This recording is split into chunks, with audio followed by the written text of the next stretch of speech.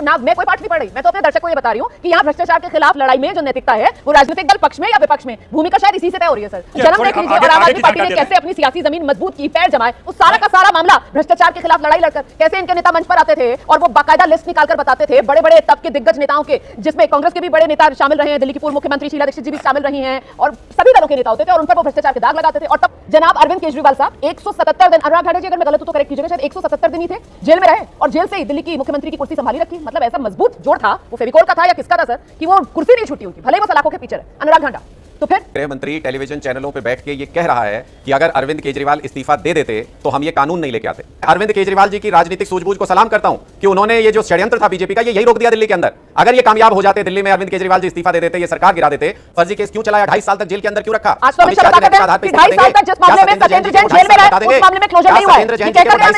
आपने इंटरव्यू सुना, वो कैटेगोरिकली बोलकर गए कि ये जब मैं मामले जज के तहत। मेरा सवाल तो हेमंत सोरेन को लेकर था, मैंने हेमंत सोरेन को लेकर सवाल पूछा। अपराधी और आतंकवादी भी मंत्री सांसद रह चुके हैं। आज आतंकवाद के 2 आरोपी जो जेल में हैं, अमृतपाल सिंह और इंजीनियर रशीद, वो भारत की संसद के सांसद हैं। अब बड़ी मजेदार बात यह है कि सरकारी कर्मचारी तो 2 दिन से ज्यादा जेल रहेगा तो डिसमिस हो जाएगा, सांसद विधायक जेल में रहे। नमस्कार दोस्तों, स्वागत है एक नए डिबेट में। दोस्तों आज की डिबेट में शामिल थे कांग्रेस प्रवक्ता अखिलेश प्रताप सिंह और आम आदमी पार्टी के अनुराग ढांडा जी, बीजेपी प्रवक्ता डॉक्टर सुधांशु त्रिवेदी और जेडीयू के केसी त्यागी जी। आज की बहस को मॉडरेट किया न्यूज एंकर रोमाना इसर खान ने। डिबेट का सबसे दिलचस्प हिस्सा जब रोमाना जी और आप प्रवक्ता के बीच में तीखी नोकझोंक देखने को मिली। दरअसल अनुराग जी सत्येंद्र जैन के मामले पर लगातार यही कहते रहे कि उन पर लगे सारे आरोप, सारे केस झूठे हैं और कोई भ्रष्टाचार नहीं हुआ था। लेकिन जब एंकर ने इस मुद्दे पर कड़े सवाल पूछे तो दोनों के बीच में तीखी बहस देखने को मिली। यही बीजेपी प्रवक्ता सुधांशु त्रिवेदी ने विपक्ष को जमकर घेरा और कई बड़े सवाल दागे। तो चलिए दोस्तों शुरू करते हैं आज का डिबेट। लेकिन उससे पहले वीडियो को लाइक करें, चैनल को सब्सक्राइब करें और कमेंट पर अपनी राय जरूर दें। चलिए शुरू करते हैं डिबेट को। तो अपने दर्शक को ये बता रही हूँ कि साहब ये भ्रष्टाचार के खिलाफ जो लड़ाई, मैं सर को ना मैं कोई पाठ नहीं पढ़ रही, मैं तो अपने दर्शक को ये बता रही हूँ कि यहाँ भ्रष्टाचार के खिलाफ लड़ाई में जो नैतिकता है वो राजनीतिक दल पक्ष में या विपक्ष में, भूमिका शायद इसी से तय हो रही है। सर अब देखिए ना, अनुराग ढांडा जी हमारे साथ मौजूद है, आम आदमी पार्टी के प्रवक्ता है और आम आदमी पार्टी का जन्म देख लीजिए और आम आदमी पार्टी ने कैसे अपनी सियासी जमीन मजबूत की, पैर जमाए, उस सारा का सारा मामला भ्रष्टाचार के खिलाफ लड़ाई पार्टी का उदय ही भ्रष्टाचार के खिलाफ ही हुआ था। बाकायदा लिस्ट निकालकर बताते थे बड़े बड़े तब के दिग्गज नेताओं के, जिसमें कांग्रेस के भी बड़े नेता शामिल रहे हैं, दिल्ली की पूर्व मुख्यमंत्री शीला दीक्षित जी भी शामिल रहे हैं। नैतिकता का पाठ पढ़ा के आम आदमी पार्टी ने पार्टी ही बनाई है और आज वही नैतिकता को तार कर रहे हैं। जैसे ही आरोप लगे फौरन कुर्सी खाली कीजिए। और यहाँ खुद जनाब अरविंद केजरीवाल साहब 177 दिन, अनुराग ठाकुर जी अगर मैं गलत हूं तो करेक्ट कीजिएगा, शायद 177 दिन ही थे जेल में रहे और जेल से ही दिल्ली की मुख्यमंत्री की कुर्सी संभाली रखी। मतलब ऐसा मजबूत जोड़ था, वो फेविकोल का था या किसका था, फेविकोल का था, कुर्सी नहीं छूटी उनकी, भले ही वो सलाखों के पीछे रहे। अनुराग ढांडा तो फिर ऐसा कानून तो जरूरी है ना या नहीं?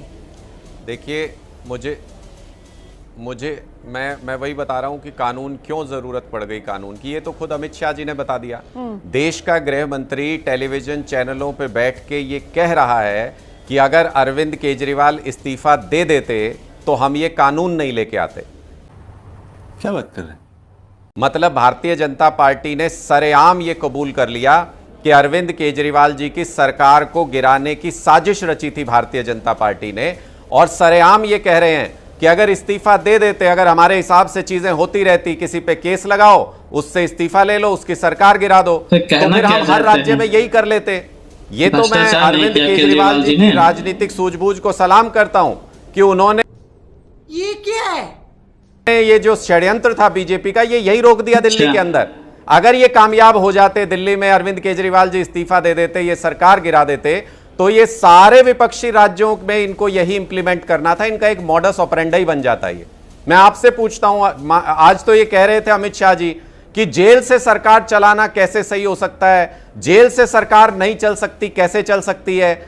आज तो दिल्ली में रेखा गुप्ता जी मुख्यमंत्री हैं, जेल में भी नहीं है रेखा गुप्ता जी, लेकिन उसके बावजूद प्राइवेट स्कूलों की फीस बढ़ रही है, सारी झुग्गियां तोड़ी जा रही हैं, सड़कों के ऊपर सीवर का पानी बह रहा है, पावर कट लग रहे हैं, बुरी हालत पूरी दिल्ली की कर रखी है। एक मिनट रोमाना जी सुनिए ना, मैं ये कह रहा हूं बुरी हालत कर रखी है दिल्ली की। जो आपने अभी जस्टिफाई कर दिया कि कैसे अगर अरविंद केजरीवाल, आप ये कह रहे हो ना कि दरअसल साजिश थी बीजेपी की, अरविंद केजरीवाल अगर सीएम पद से इस्तीफा दे देते तो आप कह रहे हैं कि साहब दिल्ली के अंदर आम आदमी पार्टी खत्म हो जाती।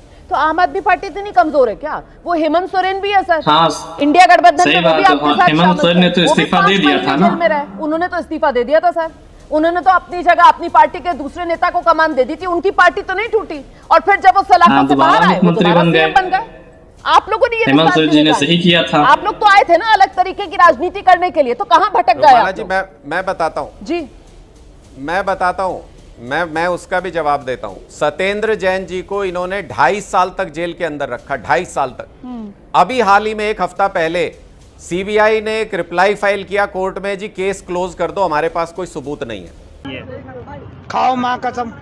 नैतिक आधार पे अमित शाह जी इस्तीफा देंगे कि फर्जी केस क्यों दाखिल कराया, वो दूसरा फर्जी मामला केस था, क्यों चलाया, 2.5 साल तक जेल के अंदर क्यों रखा? वो दूसरा मामला बता कर नैतिक आधार पे कि इस्तीफा 2.5 साल देंगे? तक जिस मामले में सत्येंद्र जैन जेल में रहे उस मामले में क्लोजर क्या नहीं हुआ है। सत्येंद्र जैन सही जी है, को 2.5 साल लौटा देंगे? आपने इंटरव्यू सुना, आपने इंटरव्यू सुना, वो कैटेगोरिकली बोल कर गए कि अरे ये मैंने भ्रम बहुत फैला ध्यान रही से है, सुना, ये आपने भ्रम फैला रही है आम आपकी आदमी सही पार्टी। कह रही कह रहे है। हैं कि आपको साहब बताता जिन हूं। मामलों में अरे सत्येंद्र सुनिए। जैन सलाखों के अच्छा, पीछे ठीक रहे है। वो मामले जस के तस हैं। रोमाना जी आप बता दीजिए। वो कह रहे हैं मामले जस के तस हैं, और मेरा सवाल तो हेमंत सोरेन को रोमाना लेकर जी, था। एक मिनट। मैंने हेमंत सोरेन को लेकर एक- सवाल पूछा तो मैं आप आपसे सत्येंद्र पूछ जैन लेता पर आ हूं। गए सर जी।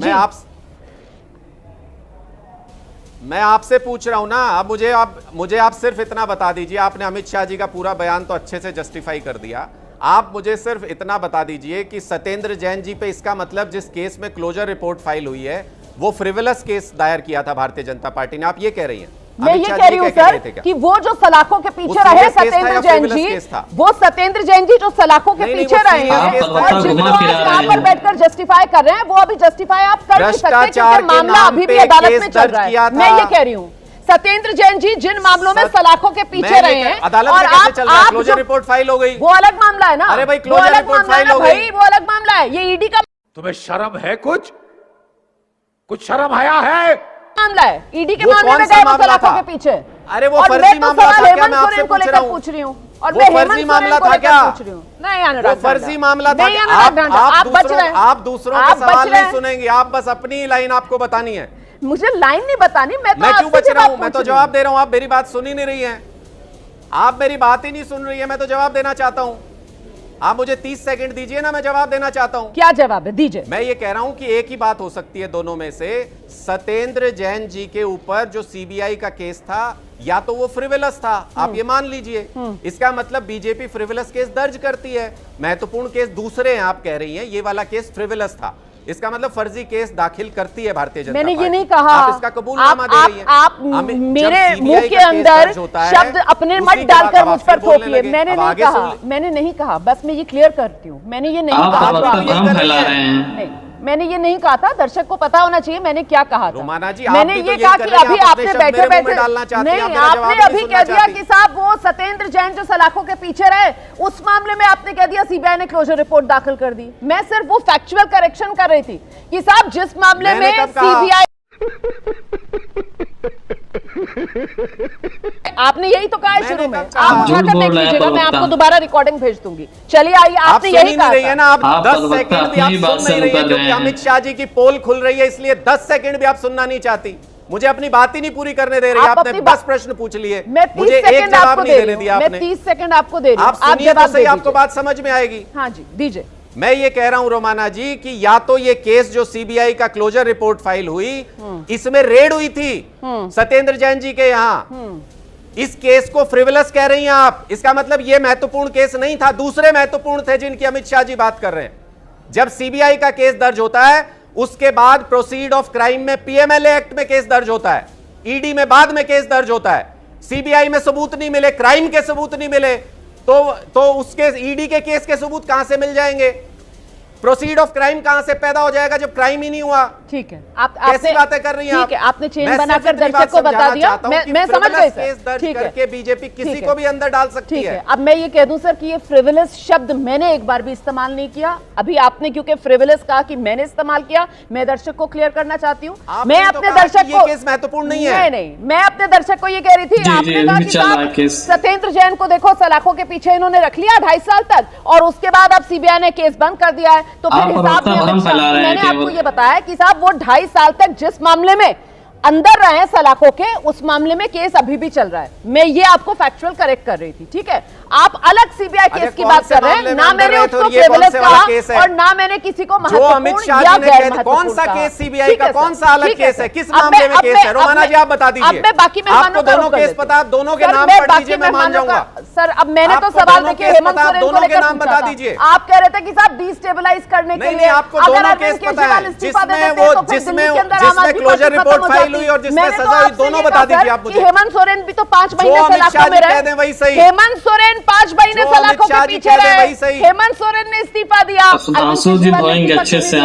तो ये सवाल पूछ रही थी, इसका आपने जवाब नहीं दिया। आप आ गए उछलकर सत्येंद्र जैन पर। खैर, मैं कर लेती हूँ। हमारे साथ सुधांशु त्रिवेदी आ गए, और सुधांशु त्रिवेदी जी मैं आपसे ये जानना चाहती हूँ सर, ये 130वां संविधान संशोधन, इसको लेकर आप बीजेपी 12 साल पुराने मनमोहन सरकार, अध्यादेश, राहुल गांधी, लालू प्रसाद यादव गड़े मुर्दे उखाड़ कर लेकर आते हैं। सर पहले तो यही कहा जाएगा कि कहां 130वां ये संविधान संशोधन और कहां वो फैसला सुप्रीम कोर्ट का, दोनों में कोई मेल ही नहीं है। तो ऐसे में क्या माना जाए? ये जो कनेक्शन निकाला गया है, ये दरअसल बिहार चुनाव में बीजेपी की नर्वसनेस है क्या? नहीं, देखिए रोमाना जी, ये सारी समस्या वहां से उत्पन्न हुई जो अभी हम आपके टीवी चैनल पे देख रहे थे। ये नई राजनीति का नया प्रयोग करने वालों ने ऐसा भयानक रोग आके उत्पन्न कर दिया जो पुरानी किसी पार्टी ने कभी नहीं किया था। चाहे लालू प्रसाद यादव जी हो या शिबू सोरेन जी हो या करुणानिधि या जयललिता पार्टी बोलते थे, एक बार कम से कम इतना जरूर हुआ था कि यही कह के तो पार्टी बना ली, यही कह के दिल्ली में 2 बार सरकार बनाई है। आपके साथ क्या जबरदस्त बहस हो रही थी, जबकि ये वो पार्टी है जो कहती थी आरोप लगते ही इस्तीफा देना चाहिए, जांच तो बाद में होनी चाहिए। सही। वो आज इस बात पर लड़ रहे हैं कि जेल से रह के हम मंत्री रहे और सही रहे, और दूसरी बात बहस की गुंजाइश नहीं, दिखा दीजिए ना, कोर्ट ने डिसमिस कर दिया है। This is the order in which the court has dismissed that case. उसमें बहस की जरूरत ही नहीं है इतना इधर उधर तर्क वितर्क करने की। तो ये दिखाते हैं जो राजनीति का भयानक रोग आया था, जो एक्सपेरिमेंटल पॉलिटिक्स ने जो डेट्रीमेंटल डिसीजंस किए थे, उस कारण से यह परिस्थिति उत्पन्न हुई। अब मैं बताना चाहता हूं, जैसे संविधान निर्माताओं ने स्वप्न में नहीं सोचा होगा कि कोई जेल जाके भी सरकार चलाएगा, उसी प्रकार मैं आगे की कल्पना कहता हूं आपसे। देखिए, तमाम अपराधी और आतंकवादी भी मंत्री सांसद रह चुके हैं।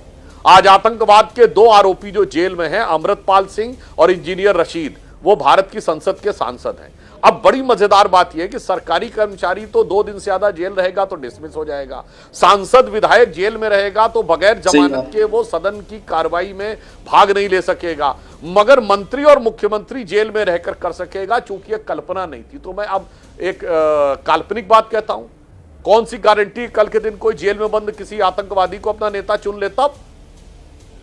मान लीजिए इंडी गठबंधन कह दे, बहुमत से प्रस्ताव पारित करके कह दे कि आज से इंजीनियर रशीद हमारे नेता हो गए, अब मतलब जेल से आतंकवाद का आरोपी सरकार चलाएगा। अब आप कहेंगे साहब ये तो काल्पनिक बात हो गई, ऐसा तो कभी हुआ नहीं है। तो इसका एक आंशिक स्वरूप मैं आपको बात बताता हूं। 16 मार्च सन 2006 को केरल की असेंबली में यूनानिमस रेजोल्यूशन पास हुआ कि कोयंबटूर ब्लास्ट के मुख्य आरोपी अब्दुल नसीर मदनी, जो तमिलनाडु की जेल में है, उसको जेल से रिहा कर दिया जाए। और 140 के 140 विधायकों ने, सारे कांग्रेस के और सारे लेफ्ट ने यूनानिमस रेजोल्यूशन पास कर दिया एक आतंकवादी के पक्ष में। ऐसा हो चुका है तो कौन सी गारंटी कल के दिन आतंकवादियों के पक्ष में रेजोल्यूशन ना पारित कर दें कि हमारा नेता रहेगा? इसलिए मैं कह रहा हूं ये देश के लिए बहुत गंभीर चुनौती की बात है। और दूसरा मैं इसका पॉलिटिकल पक्ष कहता हूं। समस्या क्या है रोमाना जी? सुधांशु जी, इनको डर सरकार से नहीं है, हाँ। इनको डर अपनों से है। ठीक है। इनको पता है कि इनकी पार्टी में अगर कोई दूसरा सत्ता में आ गया, जैसे अमित शाह जी ने कहा आपके दल का बहुमत है, आप छोड़िए और उसके बाद दोबारा आ जाइएगा, कोई समस्या की बात नहीं है। पर जहां अविश्वास से भरा हुआ गठबंधन नहीं, अविश्वास से भरी हुई पार्टी है, निजी स्वार्थ से भरे हुए, अविश्वास से भरे कार्यकर्ता हैं। इनको लगता है कि अगर हमने कुर्सी छोड़ी बाद में मेरे लिए कोई छोड़ेगा नहीं, क्योंकि इनमें से कोई भारत की तरह खड़ाऊ रख के शासन करने वाले नहीं है। ये सब वो हैं अलाउद्दीन और औरंगजेब की तरह कि अगर एक बार शाहजहां जेल में डाल दिया, भाई तू जेल ही में पड़ा रहे, तुझे निकालने की हमें जरूरत ही नहीं है। लेकिन दोस्तों, आपने एंकर के सवाल भी सुने और प्रवक्ता की बातें भी। आम आदमी पार्टी के प्रवक्ता जहां ठोस तथ्य रखने के बजाय एंकर से ही बहस करना शुरू कर दिए, तो वहीं जब सवाल केजरीवाल पर पूछा गया था तो जवाब देने के बजाय वह सत्येंद्र जैन पर घुमा दिया। लेकिन सत्येंद्र जैन पर जो तथ्य रखे गए वो भी काफी हद तक गलत और भ्रामक लगे। इस पर बीजेपी प्रवक्ता सुधांशु त्रिवेदी ने जमकर पलटवार किया और विपक्ष की कमजोरियों को उजागर किया। तो दोस्तों इस पूरी डिबेट पर आपकी क्या राय है, कमेंट बॉक्स में जरूर लिखें। वीडियो अच्छा लगा हो तो लाइक करें, चैनल को सब्सक्राइब करें और अपने दोस्तों के साथ शेयर करना ना भूलें। मिलते हैं अगली डिबेट रिव्यू में।